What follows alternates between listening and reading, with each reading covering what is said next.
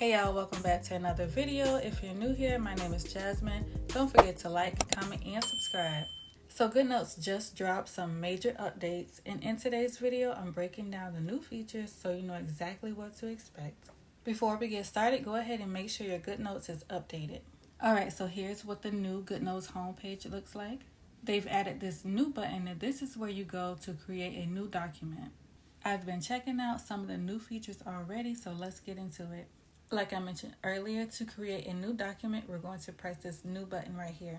And then you'll see a bunch of familiar options such as quick note, scan documents, etc. You'll also notice some new options like text, document, and whiteboard. I'm going to start with the whiteboard. You can edit a few settings to get your whiteboard set up, like giving it a name. I'm just going to call mine test. You've also got the option to select your language from this drop down. After that, go ahead and pick the paper pattern you'd like. I'm going to rock out with square grid. Then just pick the color you want for your paper. Right now there's only white, yellow, and black. Hopefully that's something we'll be able to customize in the future. But yeah, I'm just going to go ahead and click create. Alright, so this is our whiteboard. It's similar to Apple's Freeform app where you get this huge canvas to create on. I want to say it's infinite, but don't quote me on that. Up here at the top, you've probably noticed that the toolbar has a fresh new look.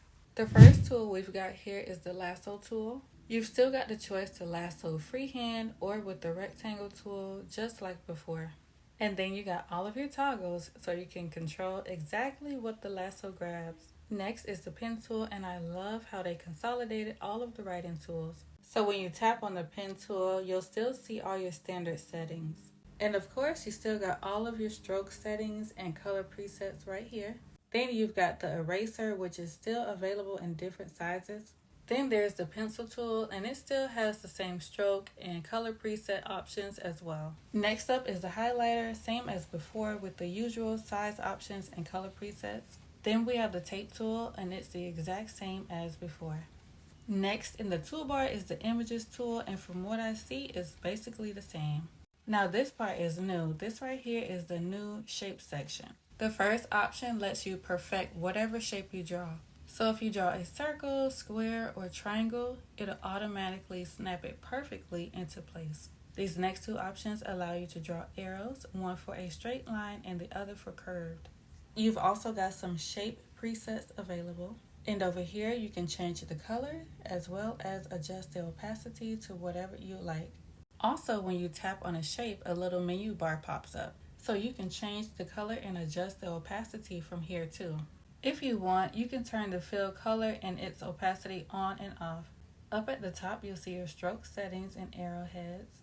So you can pick what type of arrowheads you want for the start and end of your line. I usually like for mine to match, but you can totally switch yours up. It's up to you. If I tap on the line again, I can then edit it and play around with the direction.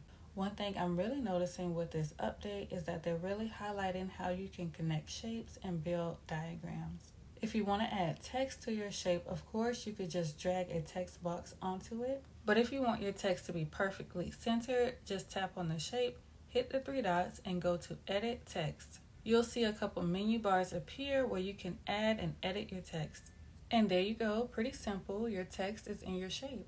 Something I think is really cool is that you can easily edit the diagrams by moving the shapes around.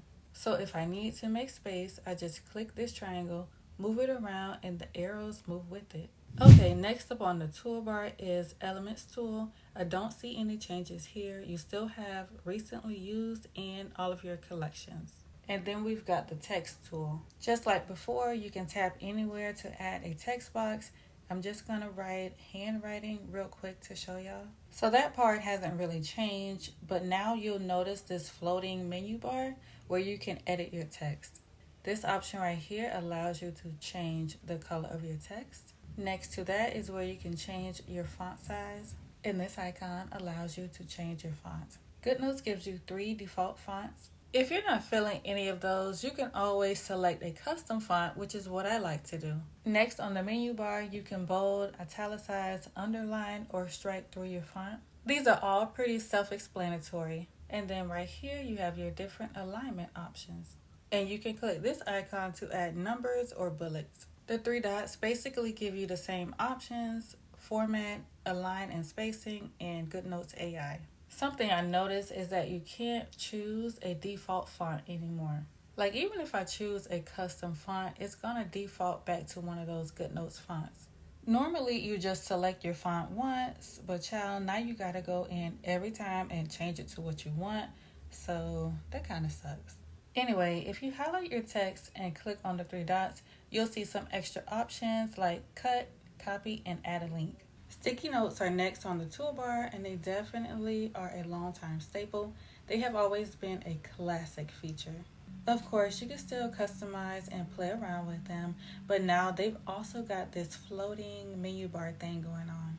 If you tap on this little down arrow, it'll expand to show your hidden tools and let you customize your toolbar.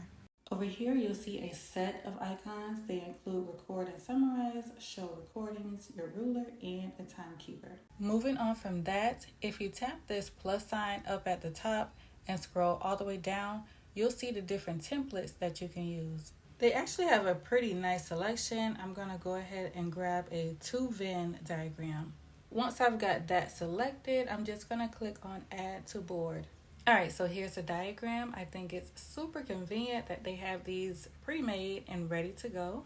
I also wanted to show you guys some of the categories. They've got education, brainstorming, diagramming, collaboration, planning, and so much more. I think this is such a huge time saver, and the fact that you can edit and resize it however you want is so fire. This particular diagram is a SWOT analysis. Let's say, for example, you have a business. This will allow you to map out your strengths and weaknesses along with your opportunities and threats. I am curious to see if they'll let us make our own custom templates in the future. So yeah, that pretty much sums up how diagrams work in the new update. That's pretty much it for the whiteboard and the new revamped toolbar. I'm not going to go too in-depth, but I do want to point out that Goodnotes introduced several new AI features. Y'all know AI is on the rise, so it only makes sense. So I just clicked Start Chat in the AI section, and now it says Warming Up. So now you can actually ask AI questions about your documents. If you tap on the three dots, you can change how the chat is displayed, like moving it to the sidebar. There's also an option to ask for help. At the bottom, you'll see a few quick actions like summarize, suggest questions, quiz me, solve, etc. Alright, so I'm going to select quiz me and have it generate 5 multiple choice questions based on all pages, and let's see what it comes up with. I'm pretty sure it pulled from the SWOT analysis for reference, which makes sense. But yeah, I just wanted to point out their new AI features. The final thing I want to highlight is their new text document feature. To create a new text doc, just tap on the new button again and then select text doc. So this text doc basically works as a standard document. It's definitely giving Notion vibes if you're familiar with that. One thing I will say, it certainly seems easier to use and navigate if you got like a physical keyboard attachment, but if not, no worries. You can still use your iPad keyboard like so. As you can see, I'm just naming my document. I'm just going to title it Goodnotes New Features. Underneath the text, it pretty much says write type / for quick notes or ask Goodnotes AI. I'll go ahead and write in my first sentence to give you guys an example. You can move and rearrange your text, and if you've got a keyboard, you can even drag and drop it. So yeah, that's how you can quickly reorganize your text lines. As I mentioned earlier, you've got Goodnotes AI, of course, and you can also turn your text into any of these formats. Okay, so right now we have paragraph selected, which is just for like plain text, but I'm going to go ahead and switch it over to a numbered list.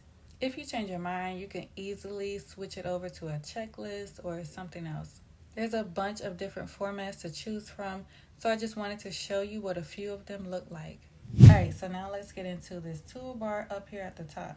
The first option is all about formatting, so you can also add and switch up your formats from here too. You've got all the standard formatting options that I showed you earlier, and you can also add columns. To add 3 columns, just tap on the format icon and scroll down to the 3 columns option. When you click on that, different column sizes will appear, allowing you to adjust them however you like. We're just going to stick with the 3 columns. If you want to add text inside your columns, you can go ahead and do that.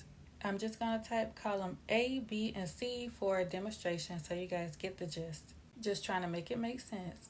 You can even add photos into your columns, which is pretty cool. It's great because you can combine text and images in the same section while keeping everything organized.